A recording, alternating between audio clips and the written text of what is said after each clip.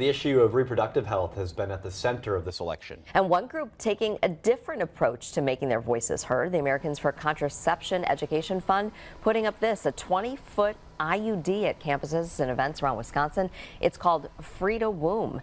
The display was at UW Oshkosh and UW Green Bay this week. The group says it's meant to educate people about the threat to reproductive rights and the Right to Contraception Act. Organizers say with the overturning of Roe v. Wade, availability of contraception is in jeopardy. This is kind of like the perfect moment to kind of raise awareness of that and just say, you know, this is important. We got to keep an eye on it and protect it.